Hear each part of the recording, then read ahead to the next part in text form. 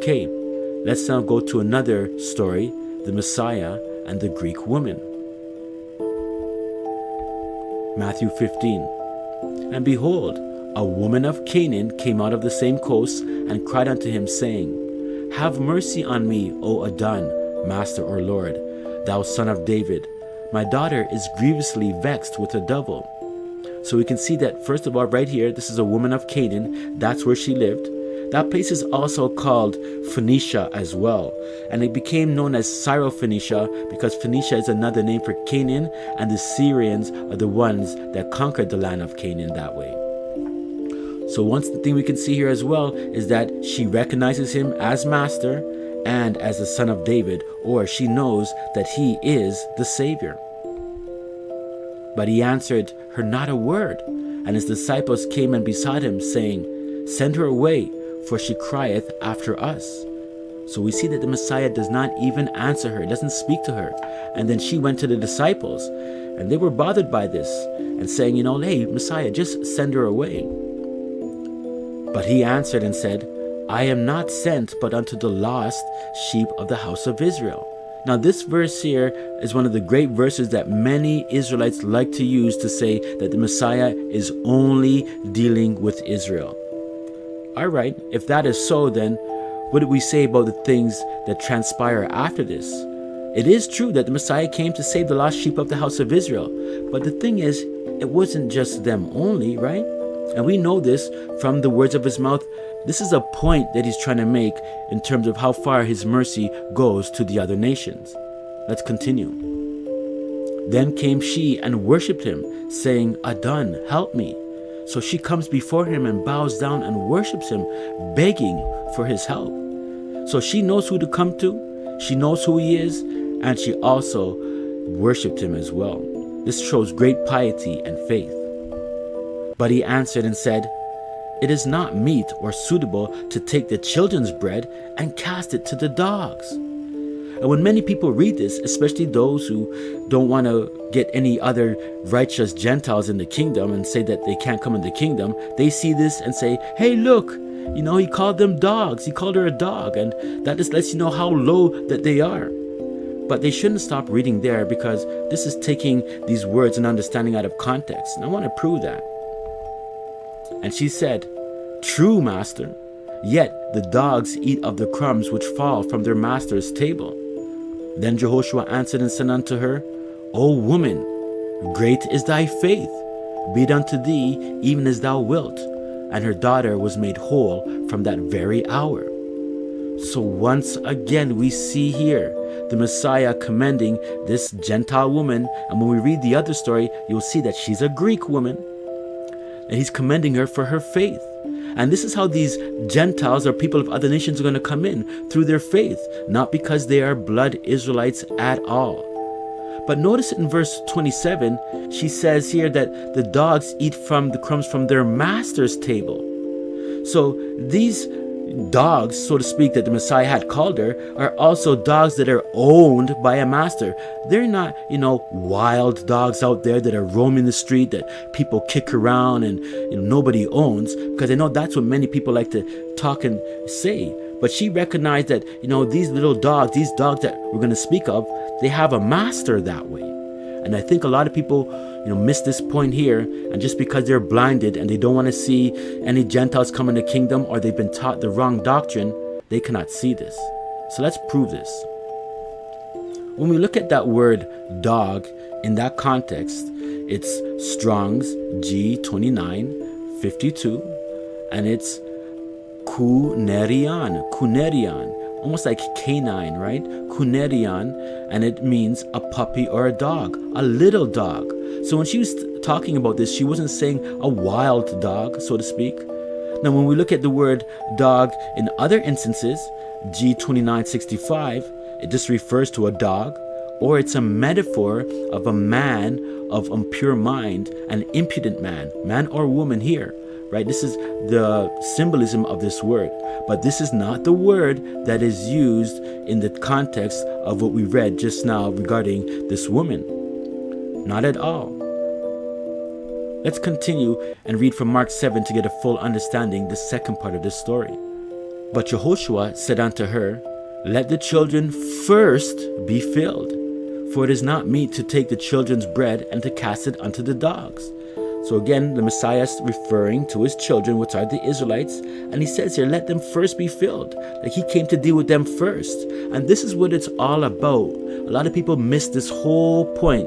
The Messiah came first to the Israelites, and this is why Paul Shaul says this many times, to the Jew first, to the Israelite first, then also unto the Greek or the Gentiles.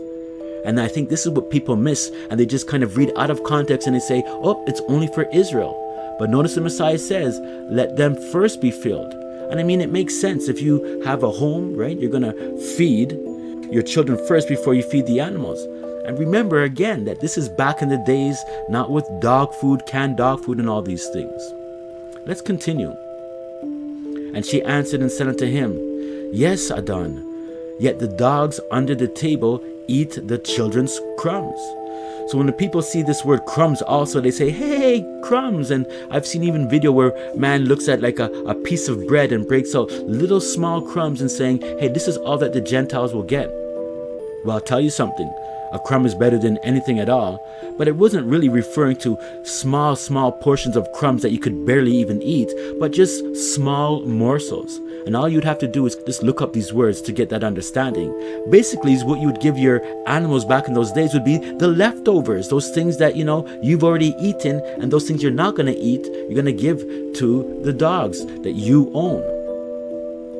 Matthew 15 goes on to say again, verse 26, But he answered and said, It is not meet to take the children's bread and cast it to the dogs. And she said, Truth, master, yet the dogs eat the crumbs which fall from their master's table.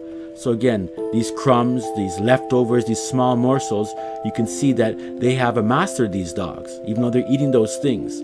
So they're under the table. That means they're under subjection to their masters.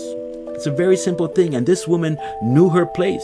She knew that the Israelites were first, and that she was a Greek, and that she was unworthy to be an Israelite, so to speak, but she still begged, and she came to the Messiah in faith, and he himself accepted her. Again, just looking up this word crumb in the Strong's G5589, a little morsel or a crumb, so to speak. And again, we could look at this word crumb from the Middle English. It's a fragment of bread or other food, a morsel, a small fragment. So I get that. But, when people usually try to talk about it, they think it's like, particles, right? Like something that, like a little particle that, you could barely even pick up with your hand. And yes, that is crumbs too. But this is, again, not what we're referring to. And just take it in with the context. Again, it says, Yet the dogs eat the crumbs which fall from their master's table. And you can see these dogs on the floor, eating whatever their masters and the children might throw to them. As you say, throw a dog a bone, you put a little bit of a meat on it, or that way, or any of the small foods after you've eaten. But these puppies are not wild dogs. They are owned. And so, again, the woman is being so humble in this area, recognizing that the Israelites are above them. Philippians 3 verse 2 reads, Beware of dogs, beware of evil workers, beware of the concision. And this concision is actually referring to the circumcision, and the circumcision that has a division amongst them. Revelation 22. For outside or without are dogs and sorcerers and whoremongers and murderers and idolaters, and whosoever loveth and maketh a lie. So those individuals who love lies, and especially lies of the scriptures, and just want to teach to their own feelings, they're going to be cast out of the kingdom of the Most High. Matthew 7 verse 6 it reads, Give not that which is holy unto the dogs, neither cast ye your pearls before swine, lest they tramp them under their feet, and turn again and rend you. So once again we see that this dogs here is referring to G2965, Kuan, which means an impudent person, a person with an impure mind. Those that, whether they're an Israelite or a Gentile, they're a dog because they don't treat the Most High's things as holy. They're evil workers, right? That's what it's all about here. So be very careful how people try to twist up the word, because that's exactly what's happening amongst our people today. They're twisting up the word to their destruction. Mark 7 verse 25 it reads, For a certain woman whose young daughter had an unclean spirit heard of him and came and fell at his feet.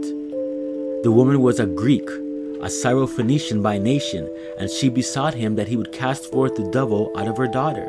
So we see again the woman is a Greek from birth, and she lives in Canaan. Phoenicia, as I said, is Canaan, and it was controlled by the Syrians at that time, and this is where we get Syrophoenician and the word Canaan.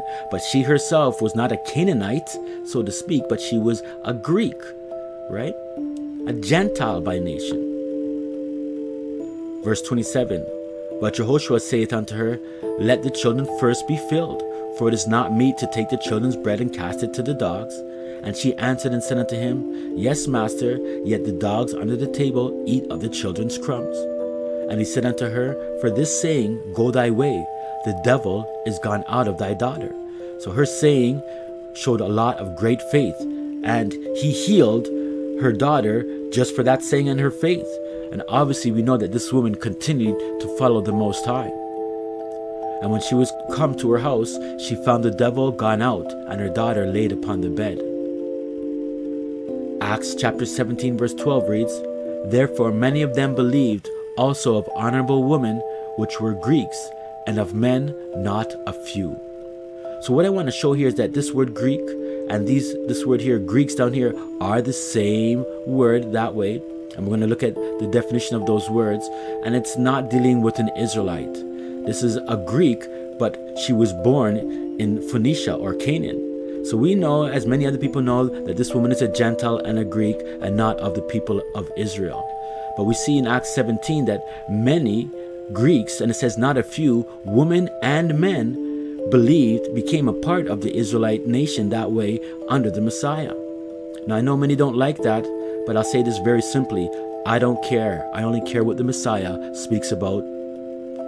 This word here that's used for Greek is G1674, and it's Hellenes, right? And it just means a Grecian or a Greek. That means that they're non-Jewish, they're non-Israelite, a Greek woman. They're not a Jewess. A Jewess is an Israelite woman. So, as I said, many people know that this woman is Greek and she's a Gentile. And in this context, Greek and Gentile are referring to somebody of another nation outside of Israel. When we look at this word Hellenist, dealing with that second verse we read with the Greeks plural, it means Gentile or Greek. And it's a Greek either by nationality, whether a native of the mainland or of the Greek islands or colonies. So I know that this word Hellenist also means that many people, like an Israelite, can become a Hellenist if they follow the ways of the Greek. But when we're reading this in context, you'll see it's dealing with nationality very clearly. It's Greeks by blood. Now, in a wider sense, the same embraces all nations, not Jews, that made the language, customs, and learning of the Greeks their own. The primary reference is to a difference of religion and worship.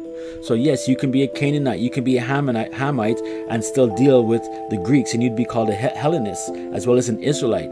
But when you read it in context, and for the most part, you'll see very clearly, almost all the times that you read it, this word here is referring to Greeks by nation or by birth, not referring to any Israelites, whether they're mixed or not.